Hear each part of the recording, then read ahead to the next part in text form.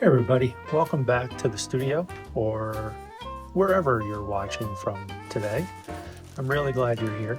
Today I'm working on a painting inspired by the feeling of Christmas season. Not necessarily the individual decorations or the shopping or the noise, but the quieter, more reflective atmosphere that seems to show up every now and again in small moments. Kind of like moments when everybody has gone to bed and you're up late and you're gazing softly at the Christmas tree. Or perhaps maybe if you're like me, it happens earlier in the morning. That's what I'm trying to capture in this piece. Not necessarily a specific, perfect scene, but more of a feeling, an impression of Christmas, if you will. I find when I paint during the holidays, I almost always shift into more of an impressionistic mindset. I'm less interested in details, more focused on suggestion, letting color, temperature, values, and brushwork do most of the storytelling. Impressionism works beautifully for this time of year because everything feels a little softened. Edges blur, lights glow a little warmer, shadows carry color instead of darkness. So as you watch this come together, notice how loose the marks are. I'm not trying to describe every pine needle or every stitch in an ornament or in a ribbon or every branch or every reflection. I'm just trying to capture the experience of being here in the moment. You'll see me start with my normal palette shifted a little bit, and I had those colors listed out up on screen moments ago. We're going to focus on using violets for the shadows and warmer muted oranges and reds for the light, and occasionally bring in some yellows. The contrast is one of my favorite things about winter scenes. Even when it's cold, the light often feels warm and comforting, especially around sunset.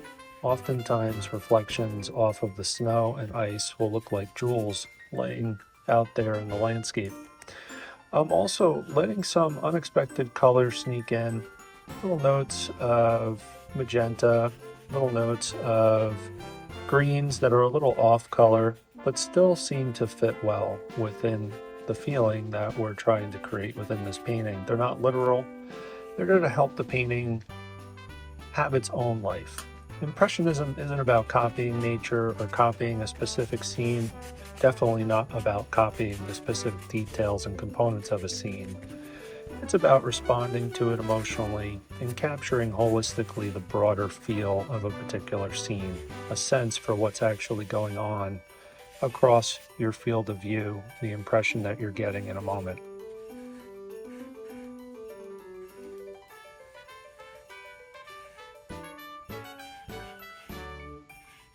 As you can see here, I've toned my linen with a little bit of transparent red oxide and Payne's gray, and now I'm carving out some of the areas using my shop towel or paper towel to essentially erase some of that pigment, some of that color, specifically in the areas where I envision the lightest lights or the highlights of this painting ultimately going in.